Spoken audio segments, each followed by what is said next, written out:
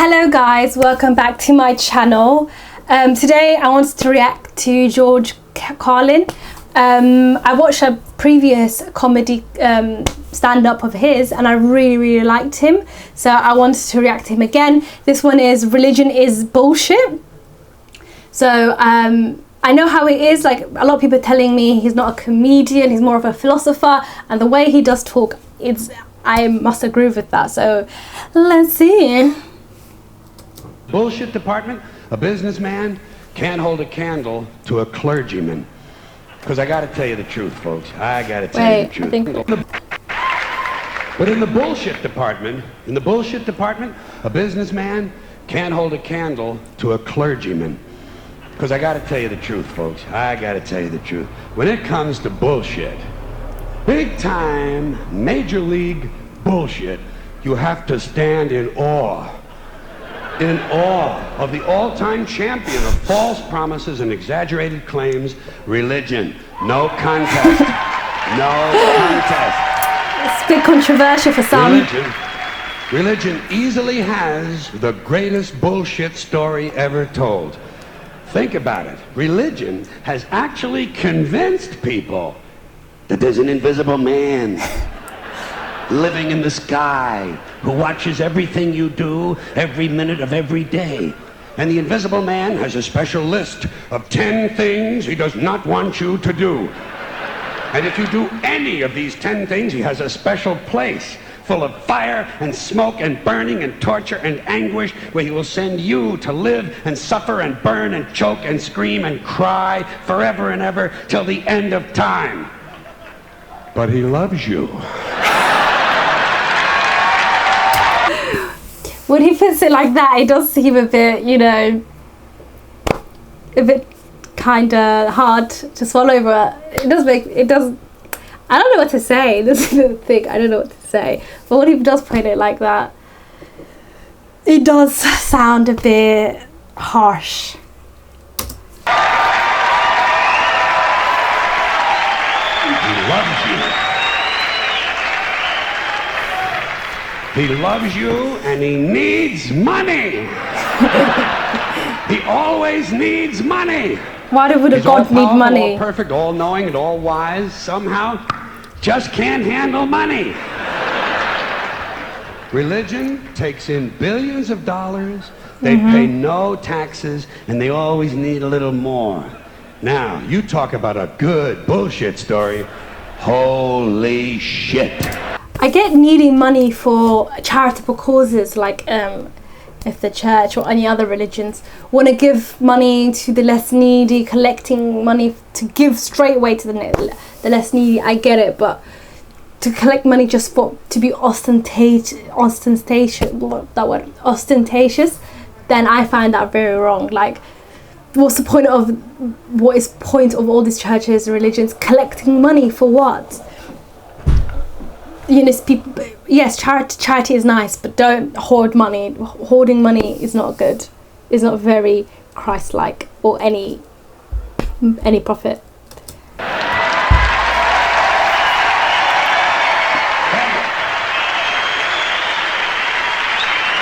Thank you. But thank you very much. But I want you to know something. This is sincere. I want you to know, when it comes to believing in God, I really tried. I really tried. I tried to believe that there is a God who created each of us in his own image and likeness, loves us very much, and keeps a close eye on things. I really tried to believe that, but I gotta tell you, the longer you live, the more you look around, the more you realize something is fucked up. Something is wrong here. War, disease, death, destruction, hunger, filth, poverty, torture, crime, corruption, and the ice-capades. Something is definitely wrong. This is not good work. If this is the best God can do, I am not impressed. Results like these do not belong on the resume of a supreme being. This is the kind of shit you'd expect from an office temp with a bad attitude. And just between you and me, I just wanted to say, with all the stuff you're saying, destruction, hunger, child death, and all that stuff, my point of view, I just feel like I think people just live in a world with rose-tinted glasses. Nobody should expect the world to be fair. There are people who die, innocent people who die, but the guilty do not. The guilty prosper and the innocent die. And as they say, God will punish them in the afterlife. So at this point in time, this plane that we're living now is not the important one. It's more the afterlife is more important than now. So that's how I think about it. I don't really take too much stock in the here and now. What's more important is the hereafter. In any decently run universe, this guy, and just between you and me, in any decently run universe, this guy would have been out on his all-powerful ass a long time ago. And by the way, I say this guy because I firmly believe, looking at these results, that if there is a God, it has to be a man. No woman could or would ever fuck things up like this. So. Are you sure about that? So, if there is a God, if there is, I think most reasonable people might agree that he's at least incompetent and maybe, just maybe, doesn't give a shit. Doesn't give a shit, which I admire in a person and which would explain a lot of these bad results. So rather than be just another mindless religious robot, mindlessly and aimlessly and blindly believing that all of this is in the hands of some spooky, incompetent father figure who doesn't give a shit, I decided to look around for something else to worship, something I could really count on. And immediately, I thought of the sun. Happened like that. Overnight, I became a sun worshiper. Well, not overnight, you can't see the sun at night. But first thing the next morning, I became a sun worshiper. Several reasons. First of all, I can see the sun, okay? Yeah. Unlike some other gods I could mention, I can actually see the sun. I'm big on that. If I can see something, I don't know, kind of helps the credibility along, you know?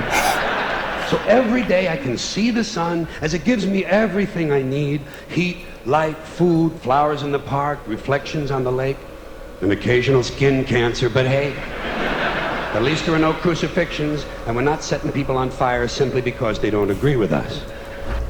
The whole sun worshipping kind of makes sense because ancient civilizations did worship the sun. The sun was most of the best powerful deities were usually a sun god. So the ancients believed in the sun, so it kind of makes sense because you can see it's very predictable, sets and rises every day, so, and you need the sun to live, so it makes sense why the ancients believed in a sun god. Sun worship is fairly simple. There's no mystery, no miracles, no pageantry, no one asks for money, there are no songs to learn, and we don't have a special building where we all gather once a week to compare clothing. And the best thing about the sun, it never tells me I'm unworthy. Doesn't tell me I'm a bad person who needs to be saved. Hadn't said an unkind word. Treats me fine. So, I worship the sun. But I don't pray to the sun. Know why? Okay. I wouldn't presume on our friendship. It's not polite. I've often thought people treat God rather rudely, don't you? Asking trillions and trillions of prayers every day, asking and pleading and begging for favors. Do this, give me that, I need a new car, I want a better job. And most of this praying takes place on Sunday, his day off. It's not nice, and it's no way to treat a friend. But people do pray, and they pray for a lot of different things.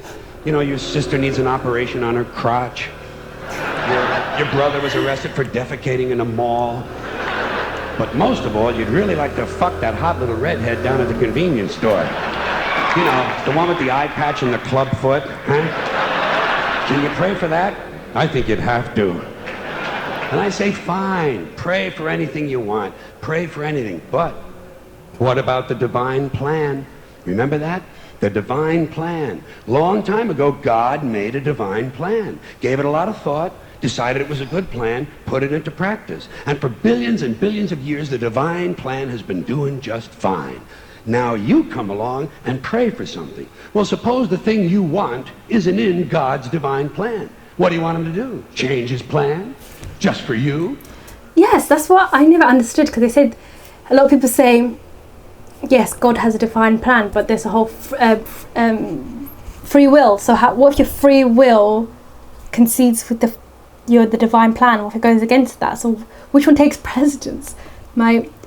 And can I be punished for a divine plan? What was part of a divine plan? That would I get punished for that? So that's what I never understood. I never understood that. And yeah.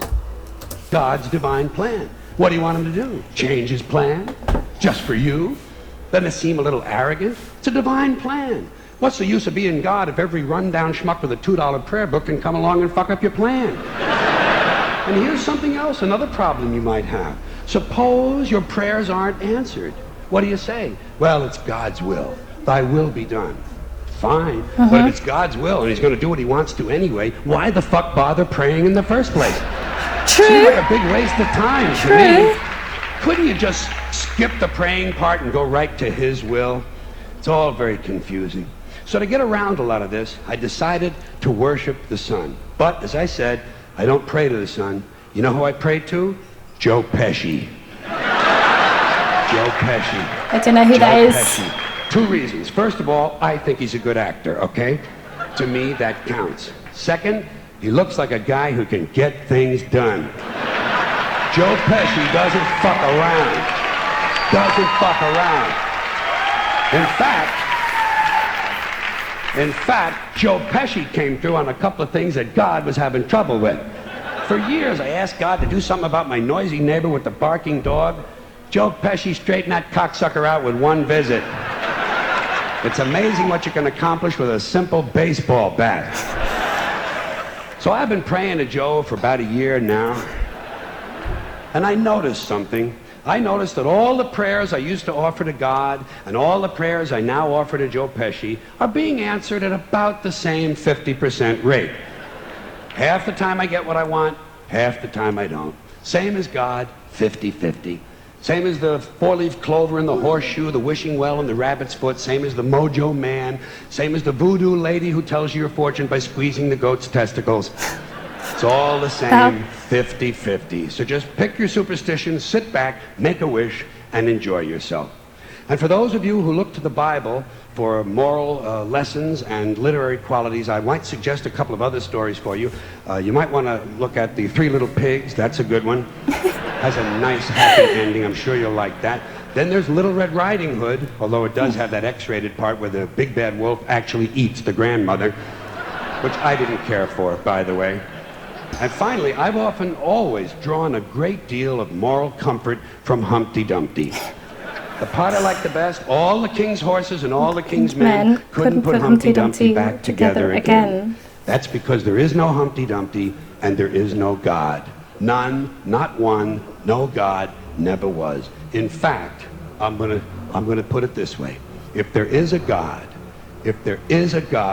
may he strike this audience dead. See, nothing happened. Oh my God. Nothing happened. Everybody's okay. All right? Tell you what. Somebody is definitely scared in that audience. I'll raise the stakes a little bit. If there is a God, may he strike me dead. See? Nothing happened. Oh, wait. Got a little cramp in my leg. And my balls hurt. Plus, I'm blind. Oh, now I'm okay again. Must have been Joe Pesci, huh? God bless Joe Pesci. Thank you all very much. Joe.